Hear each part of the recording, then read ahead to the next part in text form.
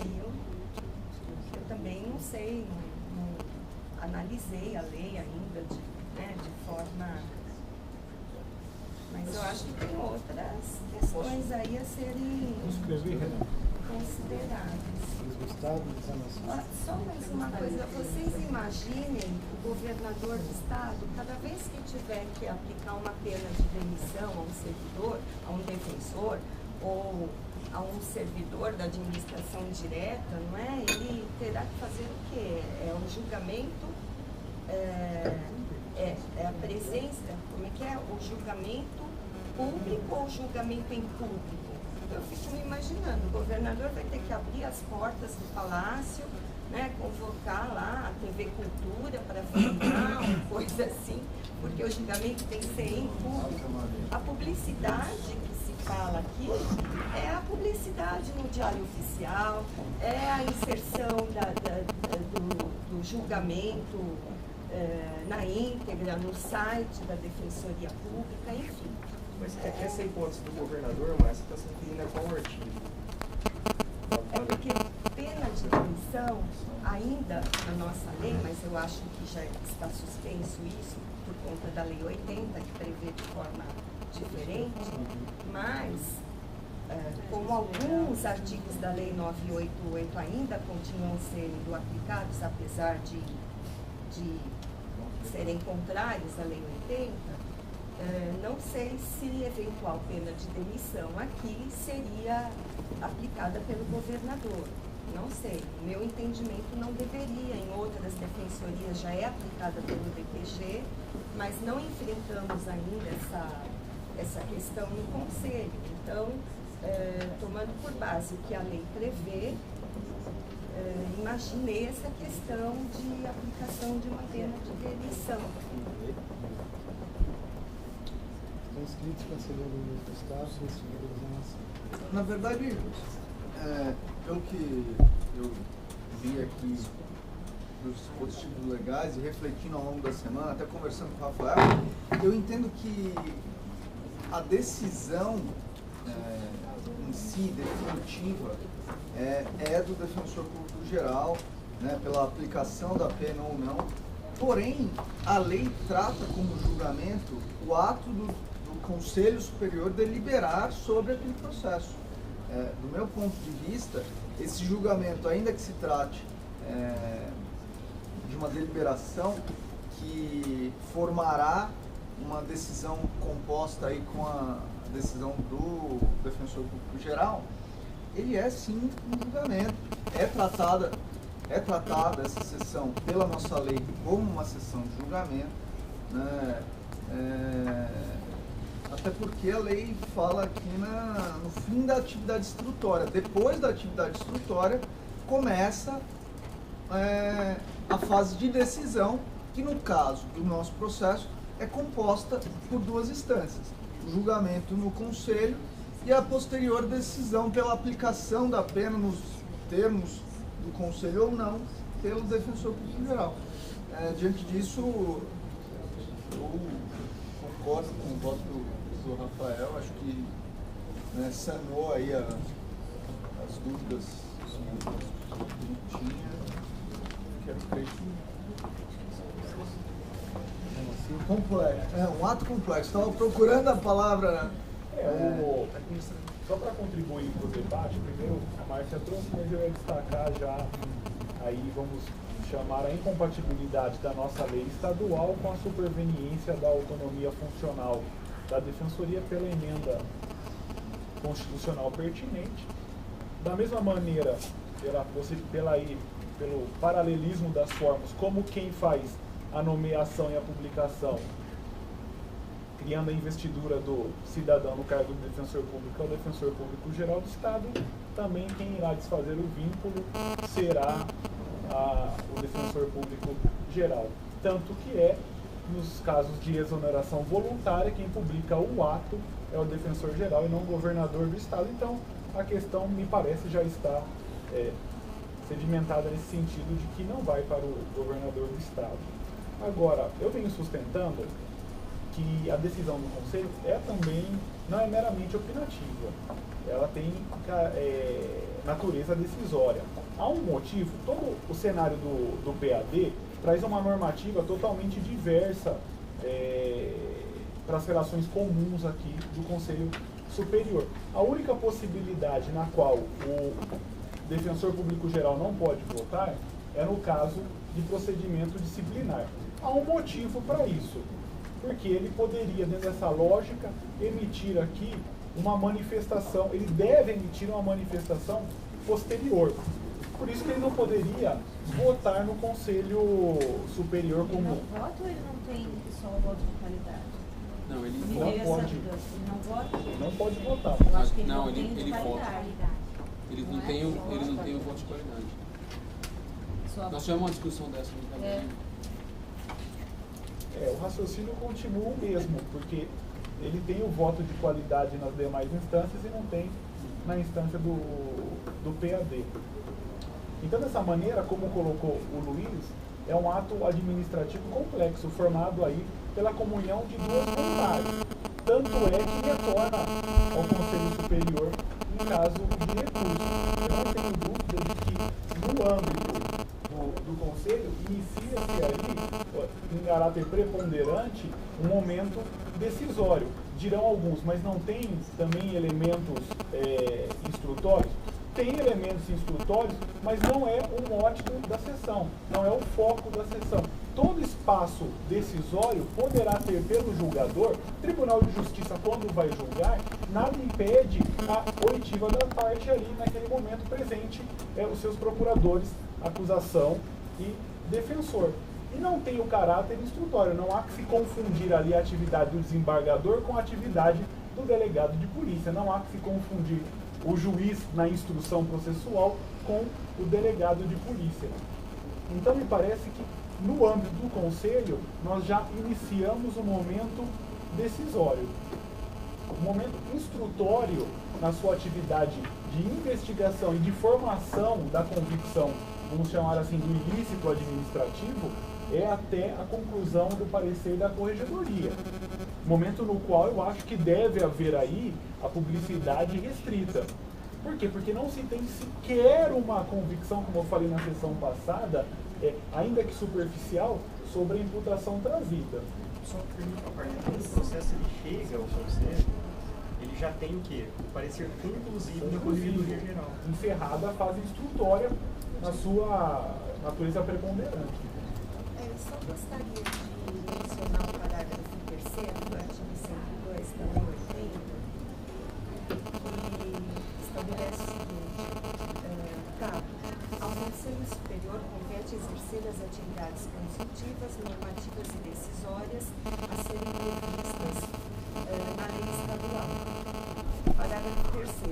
As decisões do Conselho Superior serão motivadas e públicas e suas sessões deverão ser públicas, salvo nas hipóteses legais de sigilo, e realizadas no mínimo bimestralmente, etc.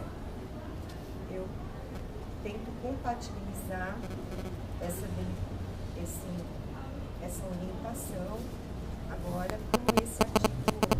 Desculpa se eu consigo chata, mas eu acho que até como integrante desse conselho eu estarei aqui nas sessões e vou ter uma parcela de responsabilidade em qualquer deliberação, em qualquer orientação que for dada por esse conselho no caso concreto de chegar aqui.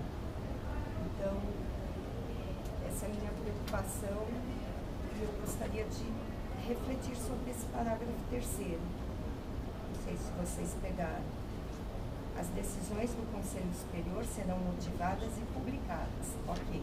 E suas sessões deverão ser públicas, salvo nas hipóteses legais de sigilo. Não, acho que dessa eu falei isso, voto. Vocês então vão, o Conselho vai... Com relação à sessão do Conselho Superior, não há nenhuma norma expressa dizendo que a publicidade deve ser restrita ou que deve ser secreta, como a própria Lei 80 estabelece no caso que eu mencionei aqui, que é com relação ao concurso de promoção. Quando a lei quis dizer... Na verdade, ela traz o sigilo. Salvo nas hipóteses legais de sigilo. Se me permite, mas o que o Rafael está defendendo entendendo é de que a Lei 988 não traz como hipótese legal de sigilo a sessão de julgamento. Então se aplica a Lei 80, que é a lei nacional. Mas Você não não tem há hipótese hipótese legal de sigilo para... A defesa é essa, não há hipótese legal de sigilo para a sessão de julgamento, nem na Lei 80, nem na 988. Apenas há essa hipótese para os autos do processo. Que abrange até a instrução, até o término da Até o instrução. término da instrução. Eu acho que é um exercício de hermenêutica e para mim não sei nem se faz tanto sentido esse debate sobre a natureza do ato, se é decisório, opinativo, se é uma decisão não vinculante, se é um sui generis, mas mais a interpretação mesmo da extensão da reserva legal que você está invocando, Márcia. Quando a lei opta pela expressão autos, a gente tem que talvez circunscrever o que isso quer dizer. Se ela falasse o processo, o procedimento, todos os atos do processo, do procedimento, seria uma situação. A gente tem, na verdade, a circunscrição pelo texto legal da 988, que é a raiz da sua construção, inclusive, a expressão, os autos do processo. Então, enquanto a Lei 80 tem essa construção, as decisões do Conselho serão públicas, salvo nas hipóteses legais de sigilo. Então, o Conselho aqui vai ter que decidir, caso por caso, se mantém ou não o sigilo. Não, a minha proposta é o contrário. A publicidade deve ser a regra, né, porque não faz parte da instrução, inicia-se aí o ato complexo do julgamento, mas nas hipóteses previstas na Constituição, o Conselho pode decidir sobre a publicidade restrita. Daí acho que não tem como a gente fugir disso, que inclusive constitui intimidade e honra das pessoas envolvidas ou o interesse social exigir, que é o artigo 5º, inciso 60 da Constituição Federal. Na minha proposta de alteração do regimento interno, se você puder descer aqui, não, é mais para baixo, acho que é o artigo 56. Não, aí, 52. Aí eu coloco. Aqui no Conselho são mais altos o processo. são autos. Mas o ato do processo não é o auto do processo. O ato que se realiza numa sessão do Conselho... Se eu estou entendendo na interpretação dessa,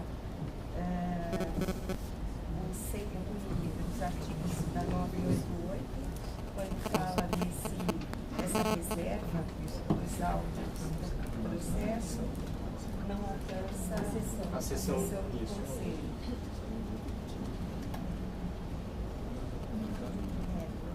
Vou manter a minha discordância.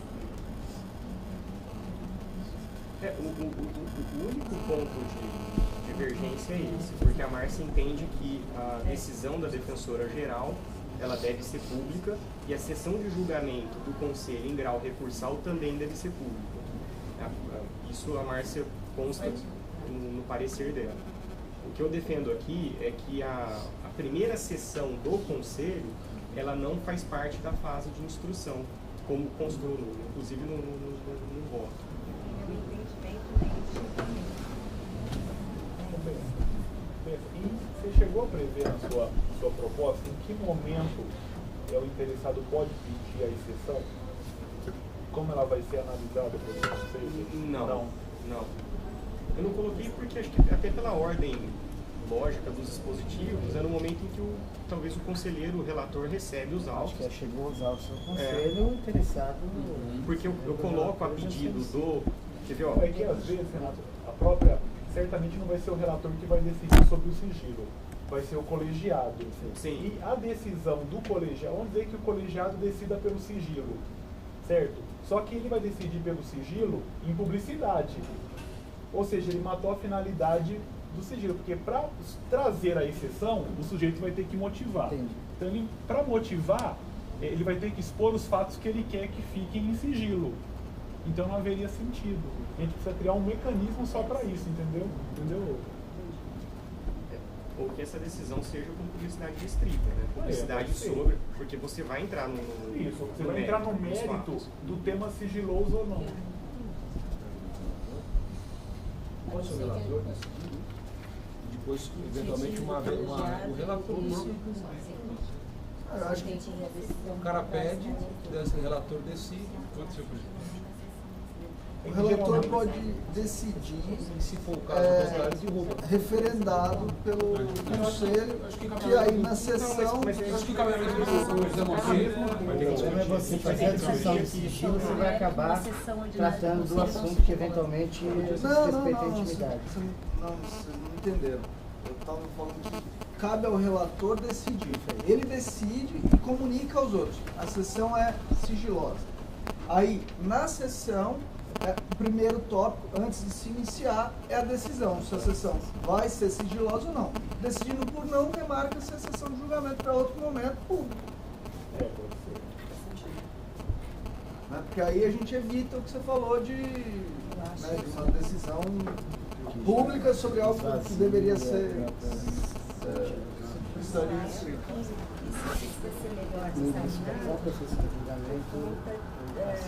Cálculo dos prazos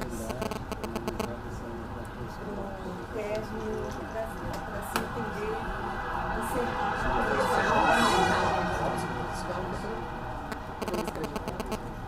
Até mesmo para fins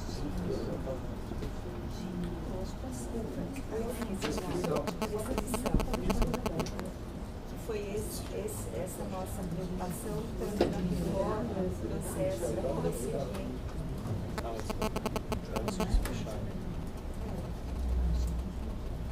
Foi essa nossa preocupação quando da reforma do regimento interno no tocante ao procedimento no âmbito do conselho do processo disciplinar. Então, só atento os conselheiros para essa particularidade, porque, salvo engano, o prazo já estava meio fechado. Mas o colega, o defensor ou o servidor pode ser intimado pelo conselho quando o processo chegar aqui, para que o defensor tenha que a decisão do colegiado sobre a publicidade restrita deve estar justamente naquelas hipóteses da Constituição, a pedido do interessado ou do próprio relator que recebe os autos. Mas como isso? Então, é isso que a gente... Isso que eu estou discutindo.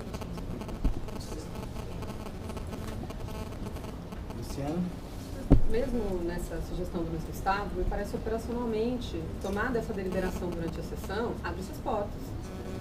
Na hipótese de vencido, superado, entender que não é sigilo, abre-se as portas e eventualmente o conselho vai reformar falando, não referendar, dizendo que é... Não, eu acho que eu entendi. É sigilo. Eu falo de preservar alguém que quiser se assistir. O duro é que a pessoa vai até lá para guardar um julgamento. Mas aí tudo isso é público, isso é registrado, isso é colocado, enfim, isso é possível. Não, mas esse julgamento preliminar não vai ser feito ali, né? Aberto. Não. Acho que o que o Luiz falou foi para preservar a possibilidade de pessoas que querem ir assistir o julgamento. Então, eu pensei no eventual reagendamento da sessão justamente para esse caráter de publicidade ampla que a gente tem aqui no Conselho, que a gente vive remarcando decisões até sobre promoção ou estágio probatório, porque não estava na pauta e a pessoa não pode ter ciência de que aquilo será votado. Mas também é possível fazer, né? Aportou o pedido de sigilo, o Conselho vai deliberar com publicidade restrita sobre ele. Imediatamente, se entender que é rejeitado, dá início à sessão pública. E abre a porta. E abre a porta. Já concentra tudo num ato. É que aqui a gente tem mais uma dificuldade, né? Porque as sessões São extraordinárias. secretas não são realizadas aqui. Secretas não, publicidade restritas não são realizadas aqui, porque aqui não tem como restringir a publicidade. Posso dar uma opinião, apesar de ser voto vencido nessa questão? Quando os autos chegarem na secretaria, isso pode ser previsto na deliberação, a secretaria providenciará o encaminhamento, a intimação do defensor ou do servidor pela via da mensageria eletrônica, e ele terá tantos dias para se manifestar sobre isso. E isso é coisa de 1, 2 dias, já se tem essa resposta. E já na publicação, na pauta, já pode sair, enfim, alguma referência a isso, até para evitar que as pessoas cheguem aqui, agora vocês vão embora, vamos fechar a porta, vocês não vão. Acho complicado e até desrespeitoso, como tivemos um caso aqui no julgamento de uma servidora, que vieram vários servidores acompanhar o julgamento pelo conselho da processada e foram embora. Acho que aí também é um desrespeito. Olha ele lá.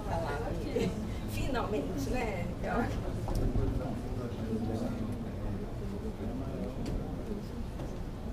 acho que seria sério esse procedimento. O colega vai receber o e-mail e responde um dia, 24 horas. É uma manifestação de vontade muito simples.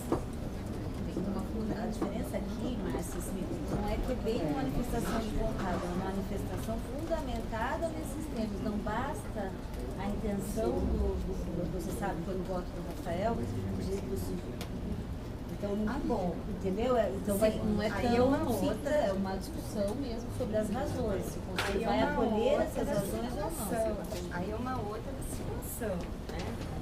É outra situação de fato. Que o colega conselheiro que for o relator, se ele já vislumbrar que vai ser um caso de manutenção do sigilo da sessão, já pode uma sessão anterior ao prazo. Exatamente. Eu acho que talvez esse seja o melhor caminho, porque senão as pessoas interessadas podem ir, chegar e depois falar, não vai entrar, não sabe se vai ser público ou não. Eu só faço uma ponderação. Vocês não acham razoável delegar para o relator? É necessário mesmo que o colegiado todos se debrucem sobre a questão do civil? Eu entendo que seria importante. Eu acho que é uma decisão muito importante para uma única pessoa no órgão colegiado. Eu não sei, eu acho que isso vai ser muito mais tranquilo do que a gente imagina. Acho que a grande maioria dos processados vai buscar publicidade, salvo numa citação específica, assédio sexual, acho que não vai ser, acho que os pedidos de sigilo serão... vão promover a série e transporte das pessoas. Nós já tivemos um caso concreto aqui nesse conselho, o colega não aceitou a publicidade na sessão. Estava aqui, foi perguntado e ele não aceitou. E a comissão de Luciana, concluiu? Chegou a falar? Não, só também queria resgatar o que a gente combinou com relação à operacionalização da sessão. Na sessão passada, a gente combinou que, superada, havia o consenso de que tínhamos que avançar, mas faltava a fundamentação. Que o Bessa trouxe ia se votar essa parte, então entrar no... Agora você está compartilhando. Legal.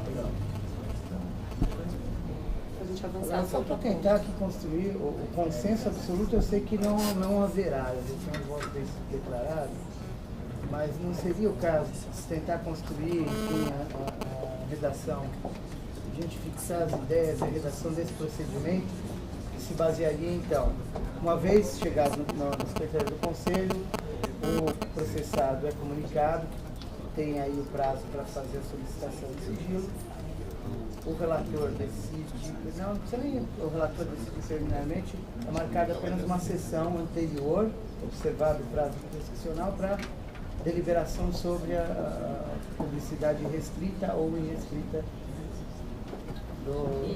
e essa decisão se torna pública. A decisão, a emenda, Sim.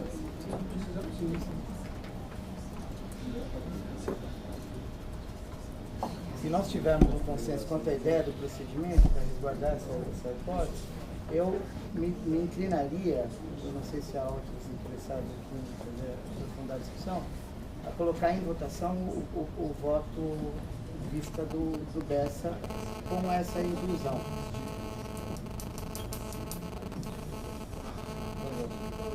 Primeiro, a gente precisa ver se tem consenso com relação ao mérito. Porque é um aspecto muito pequeno aí, de divergência entre o meu voto e da Márcia. Com relação à sessão de julgamento a sessão do conselho, ser público ou não. Aí depois a questão da forma, eu acho que é prejudicial. A questão da forma a gente avança depois. Mas e aí tem a possibilidade de convergência com a Márcia, me parece, ela já disse aqui que não está de acordo. Não, com relação nesse ponto. Nesse ponto, então. Então, acho que é isso que a gente precisa decidir primeiro, entendeu? Aí como vai se dar o procedimento disso? Superada essa...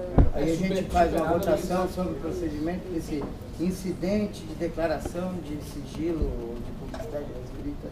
Lembrando que tem a proposta da ouvidora e o voto do Davi também. Então, mas é por isso que eu estou tentando aqui, vendo se há alguma convergência para a gente caminhar uma votação única e construir uma convergência aqui que... Era isso que eu retomei quanto ao que tinha sido pactuado, que era essa votação que seria feita como primeiro ponto de, olha, avançaremos nesse sentido, para então dar o segundo passo com relação à concretização redacional da tomada de decisão. Foi assim que a gente parou na sessão da última sexta-feira, que essa seria o primeiro ponto de votação. Então nós colocaremos em votação aqui a possibilidade ou não da publicidade na sessão do Conselho. A ideia da primeira sessão, daquela que é antecedente à decisão do defensor-geral. É isso, né? E depois nós faríamos aí uma avaliação casuística redacional dos artigos. Espera aí, para compreender, você tá propondo que as duas eventuais, todas as sessões do Conselho sejam públicas? Você está fazendo divergência? Não, né? é justamente esse o ponto de divergência com relação a Márcia, porque a primeira sessão ela fala que deve ter publicidade restrita. A segunda sessão, a proposta da Márcia já seja... Tá bom. Salvo aquela que julgaria a decretação de sigilo ou não, né? Mas todas seriam públicas pelo voto. Não, entendi. Eu excepcionei só pedido de revisão, as matérias de competência originária do conselho e revisão, né? Revisão. Aqui é a decisão da defensora geral. Oi? E a decisão da defensora geral também. Não, eu ia propor, se a gente avançar no julgamento, de que é possível a abertura do julgamento, que daí tivesse uma votação sobre o fundamento. Talvez acho que seja importante votar. Não, mas o ele concorda com alguns fundamentos da Márcia, ele só altera o fundamento da natureza do julgamento. Não, sim, mas é que tanto o voto do Davi, quanto da ouvidoria, quanto do Tessa permitem a publicidade do julgamento. Acho que seria importante a gente votar. Por exemplo, eu concordo em abrir a sessão do julgamento com o argumento do Tessa, mas não concordo com os votos, por exemplo, que estão no Davi nem da ouvidoria. Eu não acho que tem inconstitucionalidade, eu também não acho que a lei de informação se sobrepõe. Acho que seria... Mas isso eu falei no veto. Então, mas se a gente não votar o fundamento do seu voto, não vai ser votado no voto do Dessa. É o voto do Dessa. O voto a gente tem que aprovar. Então, é isso que eu estou falando. Porque se a gente votar, abre ou não abre o julgamento, a gente não está votando nenhum voto. A gente tem que votar primeiro os votos. A gente votando os votos aí depois a gente parte para redações. Quando vocês falam de parte para redação, no que diz respeito ao quê? Não. As redações que estão postas ao procedimento, entendeu? Porque assim, o mérito está lá. É isso. Superado esse primeiro debate, a gente vai para os textos que estão postos e identificando como é que a gente transmite para o texto redacional a decisão posta. Porque assim, está claro, agora não, eu estou tentando fazer aqui um caminhamento de como a gente enfrenta a votação. Minha primeira sugestão era nós usarmos o voto de vista do Rafael e colocarmos em votação ele na íntegra, inclusive com a redação dele, acrescido desse incidente de declaração de sigilo excepcional. A segunda questão que é colocada, pelo que eu entendi a Luciana traz, é outro procedimento de votação. A gente aprova ou aprecia a ideia e a força, que é a publicidade da primeira sessão do Conselho, e depois nós faríamos aí uma discussão artigo por artigo da redação. Não, o meu ponto é o seguinte, o voto do Bessa, ele não... Que é o que o Rafael não quer. O voto do Bessa não alcança todos os pontos que estão trazidos na proposta original. Então, o que eu não gostaria é que a gente votasse exclusivamente pelo voto do Bessa e deixasse de lado as demais propostas que estão lá. Ele votou, ele se manifestou sobre esse ponto. Mas assim, o meu voto também, como ele incorpora em parte o voto da Márcia, eu automaticamente eu rejeito algumas coisas. Outros. Inclusive eu cito isso. Você consegue rolar quais são esses pontos? Consigo. A gente elencou, já 2 semanas atrás, 5 pontos essenciais de debate. São eles: o acesso aos autos do início ao fim do PAD, das sindicâncias e demais expedientes, que temos uma posição da ouvidoria, outra posição do Davi, que se aproxima da ouvidoria, e a contrariedade da corregedoria, acesso aos atos após a conclusão, as sessões de julgamento, as decisões de arquivamento e as de finais de sindicância e as decisões de arquivamento de PAD. Então são 5 pontos que estão em debate. Desde 2 semanas atrás a gente pactou que seriam esses 5 fios condutores. Eu entendo que a gente está aqui caminhando para a votação de um desses 5 pontos. É que eu acho que se a gente votar o do Bessa, automaticamente a gente está rejeitando a abertura do... É isso que eu queria da expansão na claro, que não foi o que a gente acordou de encaminhamento. O voto do Rafael acompanha o voto da Márcia. Compreendi, mas eu acho que isso precisa ficar claro na tomada de decisão. Não, perfeito. Que está se abrindo mão dos outros pontos de debate. Alguma sugestão, conselheiro? Ele abre mão desses pontos ou se ele só citou O quê? o voto da Márcia? Eu rejeito os outros. Rejeito os Sim. outros? É porque o próprio voto da Márcia é rescindido. Os arquivamentos de PAD, eles não vêm para o conselho, né? Não. E esse é o artigo 1º da nossa proposta, com essa preocupação. Hoje não é publicado. De arquivamento? Sim, lógico. Não é lógico. Não. Publicidade do ato administrativo é publicado. Inclusive, nós juntamos, após a publicação pelo gabinete da DPG, é juntada a folha do Diário Oficial, os autos só são guardados na corregedoria. Eles são públicos. Então, aí entramos naquela questão do meu voto, da aplicação da lei de acesso à informação. Aí, ou o conselho de deliberação, né, normativa, ou o DPG por um ato normativo, vai ter que regulamentar essa situação. Se alguém for lá na corregedoria e falar, quero ver os autos do processo tal, olha, vá ao conselho ou vá ao defensor geral e apresente esse pedido, porque não me compete fazer isso. Agora a decisão do arquivamento, ela é pública. Se a absolvição, em que hipótese vocês querem dizer o que com arquivamento? Não, se a decisão na íntegra do arquivamento, ela é pública. Porque ela era íntegra? Não. Só elenco. Não é. Pelos motivos que eu já falei no voto, né? A Constituição Estadual, embora diga sobre a necessidade da publicidade, no elenco do artigo fala que deve ser resumida essa publicação, né? Até por uma questão de economia material. Agora, isso não impede que a defensoria, o conselho delibere ou a DPG, no ato normativo dela, sei lá, coloque que estabeleça que a íntegra será disponibilizada pelo portal, pelo site, tal local, portal, a publicação na íntegra, existe até um manual de publicação da imprensa oficial a respeito disso.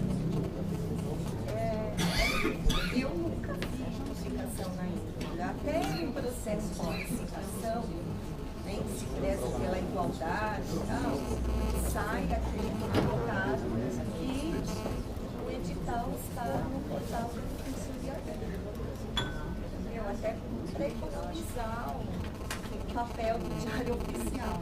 Aqui a gente tem, na verdade, duas manifestações no sentido em duas em outra. O PS acompanha a corregedora e o relator acompanha a ouvidoria. Nós temos realmente um...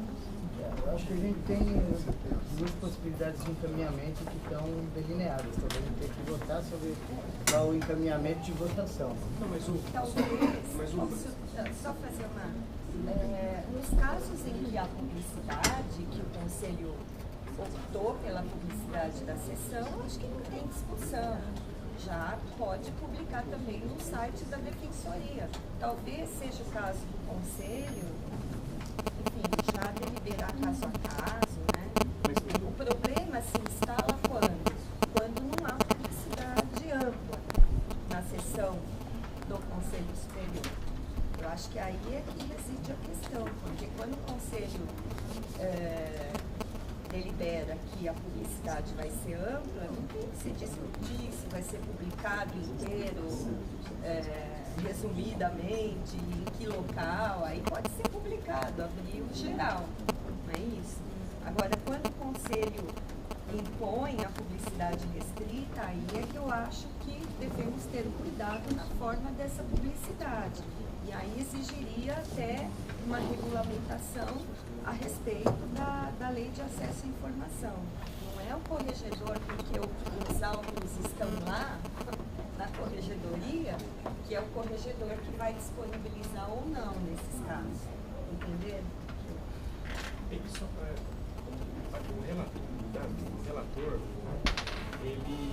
ele acompanha, mas ele deixa como discricionariedade da corregedoria, não é? Ele faz isso. A corregedoria vai decidir se é... E eu acho que essa interpretação é pior do que você restringir. Porque aí você permite a corregedora dar publicidade naquilo que ele entender. Aí eu acho complicado. Eu defendi tudo. Exatamente. Eu vi no voto da Márcia. Bom, eu acho, na verdade, que as posições postas, elas estão claras. É mesmo a gente decidir como é que a gente vai votar isso. Porque as posições expressas nos autos já estão... Sim, qual é o problema da votação? O problema da votação é, se vota-se só o parecer do Bessa está acompanhando a Márcia no afastamento dos outros debates. Então, a grande questão é, vai se afastar dos demais debates ou vai se superar a questão da primeira sessão, que é o que está sendo debatido desde o início dos trabalhos de hoje, para depois entrar nos outros pontos. Então, é essa a questão. São dois encaminhamentos que foram cogitados aqui. Estabelecer o voto de Bessa como voto guia para a gente ver se aceitar, está prejudicado o resto, aprovada a publicidade da sessão do Conselho e rejeitado o restante da proposta. A outra possibilidade é a gente fazer a discussão do ponto a ponto, aí talvez não faça realmente sentido usar o voto guia, porque são 5 pontos e esse é um deles. Então a gente pode fazer se a gente seguir, colocar o voto do Bessa em votação. Se ganha o voto do Bessa, aí a partir do julgamento a gente decide, porque daí tem divergências com a ouvidora, com a corregedora e com a questão da publicação, da decisão. Mas a gente seguindo pelo menos o voto do Bessa, pelo menos até o julgamento a gente já tem Daí a gente aprovaria o voto do Bessa e voltaria ponto a ponto para buscar a ponto a ponto a partir tinha do deliberado na julgamento. última sessão, que a gente ia julgar essa questão e passava para a redação ponto a ponto. Melhor. Só que uma declaração de voto, votando em parte, né, com voto visto. Está perfeito, acho que está claro. E a questão dos expedientes, eu não sei nem se é caso de constar da deliberação, porque sobre expediente não tem a restrição legal. Entendeu? Estamos de acordo com esse encaminhamento? A gente aprecia o voto dessa sem prejuízo de depois fazer a apreciação do ponto a ponto aqui? É isso?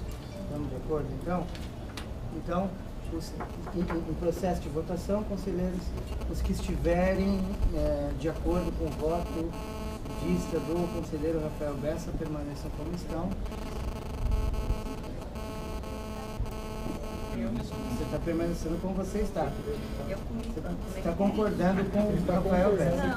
Para você discordar, você tem que se manifestar. Não vencida a conselheira, que é processo de votação solene e formal.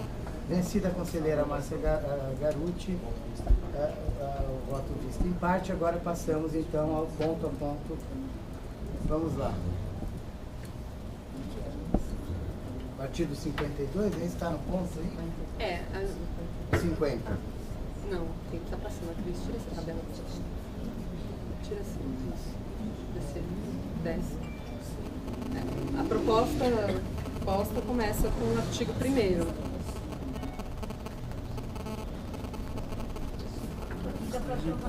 Eu só não entendi agora. Ponto a ponto, a gente pode fazer então agora, vamos ver quais seriam as situações. Não esse texto, porque o Bessa tem uma outra O redação. Rafael, ele menciona 2 ou 3 artigos que ele... Está lá também. É a dificuldade que eu demonstrei antes da gente encaminhar para votar desse jeito. Trouxe. Está lá já. Já foi aprovada por voto dessa. Já, tem a deliberação. E aí, quais são os pontos divergentes? É isso? Vamos trabalhar com destaque, então? Luciana, como você que está levantando a questão, você pode destacar o ponto a ponto para a gente apreciar no que a gente não manteria o voto do Bessa. Tá bem. O primeiro ponto diz respeito ao acesso aos autos do início ao fim, seja PAD, sindicância ou outros. Isso está no artigo 50. Pela proposta da ouvidoria, qualquer pessoa pode ter acesso. Pela proposta do Davi, no artigo 50, isso se restringe às partes, inclusive autor e seus advogados. Na proposta da ouvidoria, a gente também prevê as hipóteses de sigilo. Como regra, se teria o acesso irrestrito, havendo a possibilidade do sigilo. Isso no artigo 50. Com a aprovação do voto do Bessa, isso está superado. Exatamente. A proposta da Márcia é plano e essa campanha nesse aspecto. Primeiro ponto. Tem só uma questão aí. Pela proposta que está sendo encaminhada, nem aquele que apresentou a manifestação tem acesso aos autos. A vítima. Isso já foi superado, né, Luciana? Acho que eu em acho que relação assim, à ampla, A gente já passou essa fase, acho, na minha opinião. Eu acho, inclusive com relação a eu acho quem que em relação apresentou a esse voto do procedimento, Bessa me mostra parece que o que sigilo tudo. A impressão que me dá é essa. Tanto é que o 192 da 988, ele fala que somente terá acesso aos autos o interessado e o seu advogado. Então, no voto do relator, ele amplia para o autor. Sim, eu acho. Pelo menos a minha votação foi nesse sentido. Sim, a lei faz o seguinte, não é?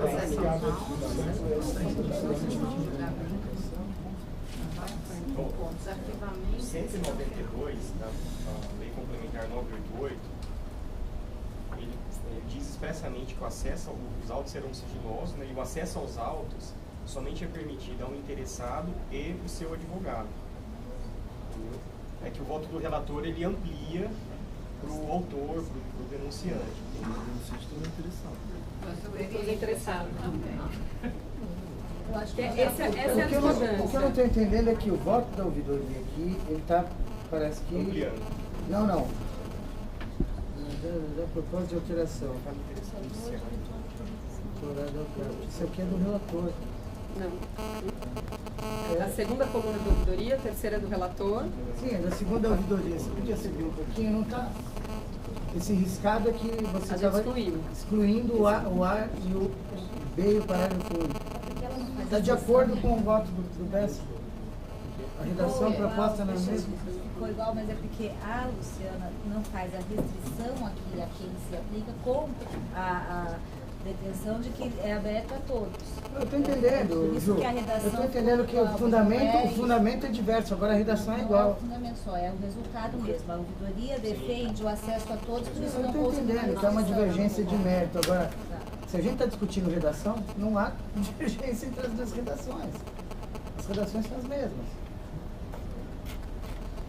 Eu estou correto ou estou equivocado? Então, Esse é o primeiro eu acho ponto. assim, se a gente encaminhou pelo voto 10, a gente poderia fazer a ouvidora levantar os destaques, sem a gente se apegar à redação, e falar, primeiro destaque, o primeiro destaque é que eu quero que tenha Tá, acompanhando acesso então aos essa autos. Então são por ideias, não Por por ideias, tá bom. acho que sim. Então vamos lá. Com relação a isso, então acho que o ponto é o voto do relator, que entende como interessado também aquele que apresentou a manifestação e não só o sindicato ou o Davi, processo. nesse caso, Davi. Tá. E Tá? aí, Acho que é essa é a divergência que persiste com relação a esse ponto, de redacional. O segundo ponto... Não, acho que a primeira redação Então, porque assim surgiu o questionamento de o interessado, o autor também interessado. Possivelmente ele poderia ser interessado, mas o artigo 192, aí eu estou seguindo uma interpretação legal. Né? O artigo 192 ele diz o seguinte: os autos de sindicância e de processo administrativo somente terão acesso o sindicado ou indiciado e seu advogado. Então, na verdade, aí amplia as hipóteses da lei. O voto do relator. Você rejeita isso no seu Eu voto. rejeito isso. Vou colocar em votação. Tá, estamos em discussão desse ponto. Eu só queria dizer aqui, enfim, até a Márcia fez o questionamento, como é que surgiu o capítulo do processo disciplinar da lei. Só fazer um registro histórico, talvez a Franciane lembre, na primeira versão do anteprojeto, do movimento, a Carmen foi incumbida de fazer a parte, acho que a Carmen e o Vez, do processo disciplinar.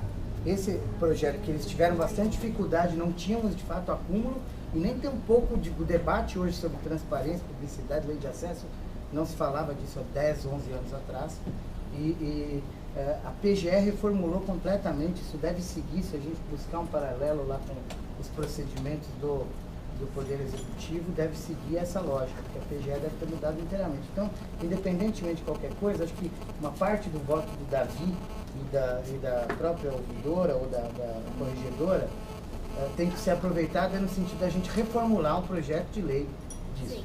Né? E eu falo isso só por dizer que, para a administração, a questão da reserva legal ela é importante, como vem sido dito, uma série de questões. Não acredito que esse Conselho, por mais que compreenda as razões do que o CAD traz, não acredito que a gente tem poderes aqui para declarar inconstitucionalidade de artigo expresso, que diz que o auto é sigiloso e dele só terão acesso ao filtrador. Por isso que na discussão eu me posiciono aí pela manutenção do voto do Bessa nesse particular, sem prejuízo da necessidade. Acho que a gente ficaria até muito feliz se a gente estabelecesse essas premissas aqui de se remeter a um projeto de lei reformulando nossa legislação. O relator entendeu a necessidade de encaminhar um projeto de lei, eu fiz tudo. Já nessa decisão, no meu modo de interpretá-la, já está abarcada a mensagem de que a lei, né, não prevê dessa forma, a lei em vigor. Sim, mas o relator ele altera o sentido da lei. Eu estou dizendo, não sei se você está entendendo, mas estou concordando com a sua posição. Eu estou dizendo que a gente não pode enviar algo que está expresso na lei. Minha visão sobre o tema. Exato. Nós não vamos alterar o texto da lei, nem Exato, enviar em... alterar o texto da lei por É questão de deliberação interpretação. e contra uma disposição legal expressa. Não acho que a gente tem esse poder aqui. Considerações, conselheiros? Estou concordando com você, viu, Marcelo? Ô, Renato, que é isso, Renato? Peraí, não é isso. Eu estava me lembrando, tentando me lembrar dos nomes do grupo que trabalhou lá. Eu não trabalhei porque, mas parece que mais colegas trabalharam nesse grupo. Eu tenho certeza da Carmen, talvez o Carmen veio. Na Paula também. Mas isso aí já é o grupo do Conselho da PGE. Vamos votar? Vou seguir aqui o voto vista do Bessa, então. Os que não estiverem de acordo, então, com o voto vista do Bessa, vão ter que se manifestar, vão estar votando com o voto do relator, que amplia o acesso aos autos. As pessoas que querem ampliar o acesso aos autos vão ter que se manifestar expressamente, corporalmente. Então, em votação, os que estiverem de acordo com o voto do vista do conselheiro Bessa permaneçam como estão. Então, fica mantida a redação do voto vista, né? Vou tocar com acesso aos autos. Posso passar para o segundo ponto? Temos outros. Tá. O segundo destaque diz respeito ao acesso aos autos após a conclusão. Está no artigo 56. A proposta da ouvidoria apenas exclui o termo reservadamente com relação ao encaminhamento dos autos ao defensor público geral, depois de 56. Passou, Cris. Aí. Desce, Cris. Aí. Obrigada. A gente tira o reservadamente, o Davi acompanha e o Bessa acrescenta um parágrafo único, dizendo que o extrato da decisão proferida pelo defensor público geral deverá ser publicado no Diário Oficial, devendo ser disponibilizada a decisão na íntegra no espaço, no endereço eletrônico da Defensoria pelo prazo de 60 dias. Eu, enfim, estou de acordo com a proposta do Bessa, só fiquei com dúvida com relação a por que a fixação de 60 dias. Se todo o resto é indeterminado, por que a gente vai ter uma restrição aqui? Acho que 60 dias para publicar, né? Porque questão técnica mesmo, mas isso aí também não é algo que... Não, 60 sobrecarregar para o sistema. publicar, é isso? Não, ele fica disponível em 60 dias. Essa era a intenção. Não sobrecarregar A minha o sistema, única mas proposta é a gente excluir esse termo final. Isso para mim é a publicação. Então chegamos a um consenso para retirar a data. Acesso aos autos,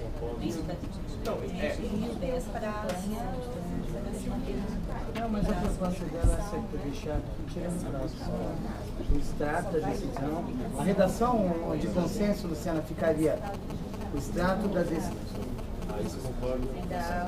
Pararia no pública, tiraria só a exclusão do prazo pelo prazo de 60 dias. Isso no parágrafo único. E no caput tem uma É que o supera.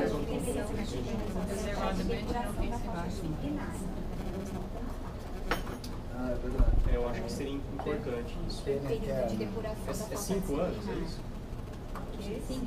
Depende da falta. Depende da falta.